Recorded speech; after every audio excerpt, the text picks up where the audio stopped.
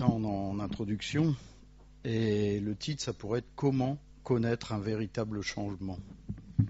Parce que le véritable changement de notre vie, c'est le fondement de la vie chrétienne, en fin de compte. C'est devenir, en fin de compte, ce que Dieu veut que nous soyons. C'est pas devenir ce que nous entendons par la parole, c'est devenir réellement ce que Dieu veut que nous soyons. En tant qu'enfant de Dieu, on doit avoir conscience de nos faiblesses, de la nécessité d'être façonné par Dieu, c'est-à-dire transformé par Dieu. Et il faut être humble pour nous approcher de lui et de savoir surtout qu'il est capable de le faire. Est-ce qu'on a conscience de ces choses ce matin ? En 2 Corinthiens, chapitre 5, verset 17, il est dit que si quelqu'un est en Christ, il est une nouvelle créature. Les choses anciennes sont passées. Voici, toutes choses sont devenues nouvelles. La transformation, elle a lieu là, à ce moment précis. Et Dieu nous façonne par sa parole. C'est pour ça qu'on insiste souvent dans cette église de méditer la parole. C'est pas seulement la lire, comme faire son devoir, mais c'est de méditer. Si on lit un verset par jour, c'est pas grave. Et si on a passé des heures sur ce verset, c'est magnifique. Et en fin de compte, la parole de Dieu nous permet d'avoir conscience de nos faiblesses, d'avoir conscience des choses qui ne sont pas droites dans notre vie. Et on s'aperçoit qu'en fin de compte, nos yeux s'ouvrent aux merveilles de Dieu, à la grandeur de Dieu, à la pureté de Dieu. Et ce qui fait que, en fin de compte, naturellement, on s'incline, on se prosterne devant Dieu et on avoue nos péchés. Parce qu'on se sent sale devant ce merveilleux, devant ce saint, devant ce pur. Et on sent cette envie, cet intérêt et surtout cette obligation d'être transformé. Et bien sûr, c'est sûr qu'il faut prendre conscience de ses défauts. Moi, j'en suis conscient. Et tous les jours, je prie pour ces défauts. Ah, le Seigneur, si vous saviez le nombre de défauts qu'il m'a enlevés. Mais je dis aussi souvent, c'est que j'aime à dire que je suis loin d'être parfait. Parce que si je commence à dire que je suis parfait, ça veut dire que je suis en train de vous dire que je n'ai plus besoin de Dieu dans ma vie. Je suis loin d'être parfait. Et merci Seigneur, parce que je suis parfait. Je ne suis pas parfait. Donc on a nos défauts, on a notre mauvaise conscience, nos mauvaises attitudes. Et en Jean 8,12, il est dit « Je suis la lumière du monde. Celui qui me suit ne marchera pas dans les ténèbres, mais il aura la lumière de la vie. » Et malheureusement, il y a beaucoup de gens qui ne savent pas qu'ils marchent dans les ténèbres. Marcher dans les ténèbres, c'est marcher loin de la présence de Dieu, loin de la paix de Dieu et surtout loin du pardon de Dieu. Le pardon de Dieu, en fin de compte, c'est ce pardon qui nous lave. Est-ce que vous avez vécu le pardon de Dieu dans votre vie ? Si vous l'avez vécu, vous devez savoir ce que c'est de ce poids énorme qui part d'un seul coup. Et cette sensation d'être un nouveau-né, c'est ça le début du changement. C'est cette sensation d'être un nouveau-né en Christ. En fin de compte, on a besoin de ce pardon pour marcher dans la lumière. Si on n'a pas ce pardon, on est dans les ténèbres. On a besoin de ce pardon pour être lavé de nos iniquités. Une prière suffit. Dieu l'entend et comme a dit Alex, il y répond. En Hébreux chapitre 10, verset 17, « Et je ne me souviendrai plus de leurs péchés ni de leur iniquité. » Je ne sais pas si vous imaginez ce que ça veut dire. Je prends ton ardoise et j'efface. Vous imaginez ? Vous pouviez avoir fait le pire des péchés, la pire des abominations. je ne me souviendrai plus de leurs péchés ni de leur iniquité. Moi, je trouve ça fantastique. Combien d'hommes, comme l'a dit notre sœur Rolande, ont du mal à pardonner? Combien d'hommes? Il est hors de question que je lui pardonne, parce qu'il ne sait pas, ou elle ne sait pas, le mal qu'elle m'a fait. Mais le mal que tu fais à Dieu, est-ce que tu en es conscient? De par ton attitude? C'est ce que j'ai envie de leur dire. Mais c'est tellement triste. Et on doit aussi comprendre que quand on a pris conscience de ces choses, on ne doit plus reproduire ces choses, les mêmes erreurs. Jésus a dit à la femme adultère qu'il ne la condamnait pas. Ah, c'est beau, Jésus ne la condamne pas, alors que nous, on est premiers à condamner. Et puis on oublie la dernière petite chose qu'il a dite qui est énorme. Va et ne pêche plus. Si on a reconnu ses erreurs, on ne doit pas retomber dans ces erreurs.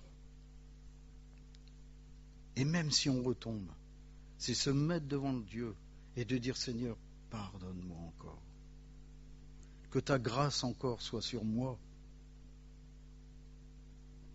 Je ne suis pas en train de vous dire que, c'est ce que j'expliquais, il y a une différence entre pratiquer et chuter. On peut chuter. Encore faut-il qu'on reconnaisse qu'on a chuté. Parce qu'il y a des gens qui chutent et tout va très bien. Ils ne demandent même pas pardon à Dieu. Mais c'est reconnaître, Seigneur, j'en ai marre. Il va répondre.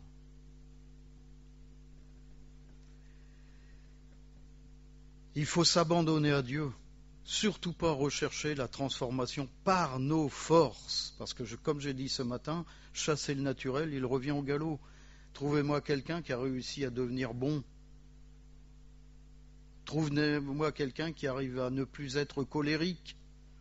Si c'est dans sa nature, il va peut-être réussir 1 heure, 2 heures, une journée, 2 jours. Et d'un seul coup, il y a un truc qui va être plus fort que lui, ça va exploser. C'est impossible. Il faut être humble et accepter que Dieu nous façonne. En 1 Pierre chapitre 5 verset 5, de même vous qui êtes jeunes, soyez soumis aux anciens, et dans tous vos rapports mutuels, revêtez-vous d'humilité, car Dieu résiste aux orgueilleux, mais il fait grâce aux humbles. Soyons humbles ce matin, mes frères et sœurs. Et comme l'a dit Alex, Dieu a une destinée pour chacun d'entre nous. Et rien ne peut l'arrêter. Rien. Et aucune difficulté qui se présente à nous n'est assez grande pour le plan de Dieu. Et c'est ça qui est magnifique. C'est ça qui est magnifique. On doit se lever dans nos vies et laisser Dieu agir, prendre les rênes de notre vie et avancer. Avancer. La Bible nous dit, face à l'aveugle, en Marc 10, 49, appelez-le. Ils appelèrent l'aveugle en lui disant, prends courage, lève-toi, il t'appelle. Il y a l'obéissance. Je me lève. Il y a cette volonté d'avancer. Il est allé vers Jésus, tout aveugle qu'il était. Mais il s'est levé déjà. Est-ce qu'on n'est pas assis dans nos vies? Mais aujourd'hui, Jésus t'appelle. Il connaît parfaitement ta vie, comme il connaît parfaitement ma vie. Et il connaît notre vie et il nous connaît mieux que nous-mêmes. Parce que lui connaît l'avenir. Nous, on n'a aucune idée de ce qui peut nous arriver, même dans 1 heure. On n'a aucune idée. Il te dit ce matin, prends courage, lève-toi. Je veux te rencontrer. Même si ça fait des années qu'on est chrétien. Et encore plus si ça fait des années qu'on est chrétien. Je dois me lever et rencontrer mon Jésus. Cette transformation peut se réaliser que si on laisse Dieu agir dans nos vies, dans notre vie. Et souvent, ce qui bloque, c'est la désobéissance. On a beau avoir toute la volonté du monde, de dire, bah oui, j'ai décidé, je vais. Mais est-ce qu'on va le faire? Est-ce qu'on va se lever? Est-ce qu'on va rester debout? Est-ce qu'on va avancer? Le plus bel exemple, et j'aime le citer, c'est le peuple de Dieu devant la mer Rouge. Dieu, l'Éternel, a dit qu'ils avancent. Je ne sais pas si vous imaginez, c'est comme si vous vous trouvez devant un ravin et Dieu vous dit avance. Le peuple a obéi, il a avancé. Et parce qu'il a fait ce pas, ce petit pas, et au moment, je présume, où il a fait ce pas, la mer s'est ouverte. Il a obéi. Le peuple a obéi. Quand on voit tout ce qui s'est passé dans le désert parce que le peuple désobéissait, ils sont restés longtemps dans le désert à cause de ça. 40 années à cause de ça, de la désobéissance. La chose la plus efficace, et ça a été dit ce matin en présentation, c'est laisser l'Esprit agir dans notre vie. Laisser l'Esprit souffler dans notre vie. Sur nos ossements desséchés. Est-ce que ce matin je me vois mort en Christ ou vivant en Christ?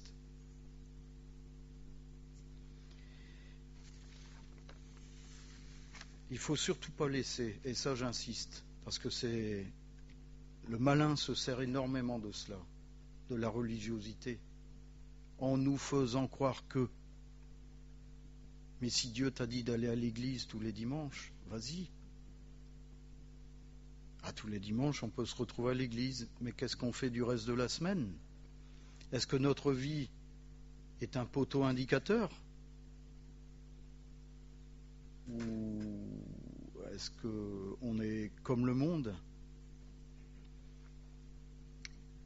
Si on ne prend pas conscience de ces choses, nos corps vont rester comme des eaux desséchées dans la vallée, sans vie, et sans vie pour l'éternité. La prière de ce matin doit être « Seigneur, donne-moi ton esprit. Donne-moi ton esprit pour que ton esprit éclaire mon âme, pour que ton esprit me donne ta lumière, pour que ton esprit éclaire ma vie et m'empêche d'être ce que j'ai toujours été. »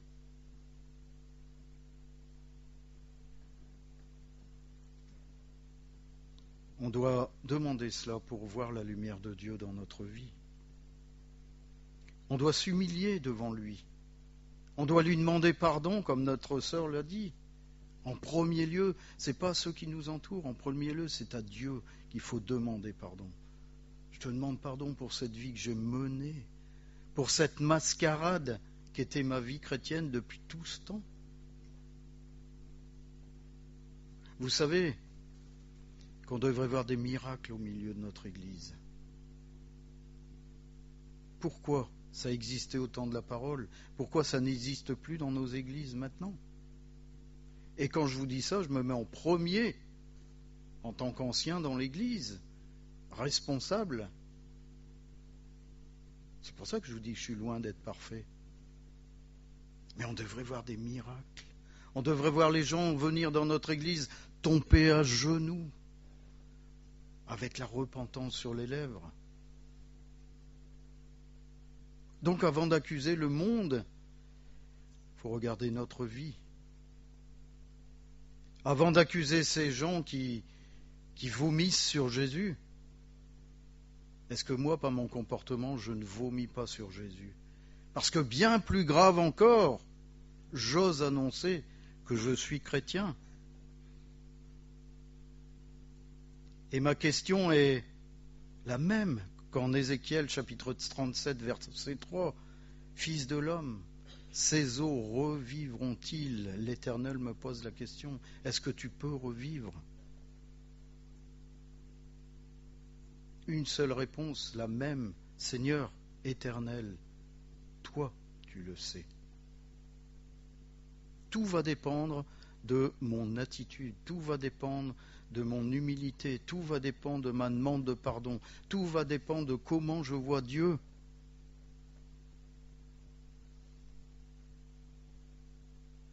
Quand on voit que dans l'Ancien Testament, ceux qui approchaient dans le lieu très saint et qui n'étaient pas dévoués à ces choses-là mouraient instantanément. Ça veut dire que la présence de Dieu est immense, énorme.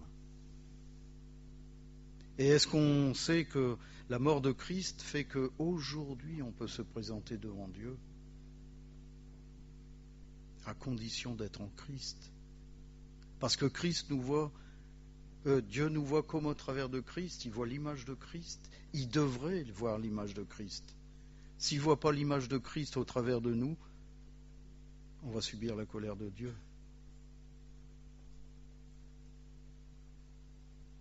La plus belle chose que je pourrais vous dire ce matin, c'est que peut-être aujourd'hui, Dieu vous voit comme des eaux desséchées, mais demain, il va souffler sur ces eaux. La chair va repousser, le sang va couler et vos vies vont prendre forme. Ça ne sera plus la vie qu'on a connue, ça sera la vie de Christ, parce que c'est l'Esprit de Dieu qui aura insufflé dans votre vie. Ce n'est plus l'esprit de votre ancienne vie, ce n'est plus l'esprit du monde, c'est l'Esprit de Dieu, pur, efficace, qui va faire que aujourd'hui, comme demain, dans la tempête, vous allez tenir debout. Vous allez être ce phare qui va éclairer le bateau en détresse au milieu de l'océan. Parce que combien de gens sont en détresse dans ce monde? Combien de gens attendent qu'on se lève pour prier pour ces gens? Même dans la vallée du désespoir, Dieu élève une armée et on est cette armée. On a ce matin chacun à se lever et à chacun avancer. C'est ce que Jésus nous demande ce matin. Lève-toi, il t'appelle. Amen.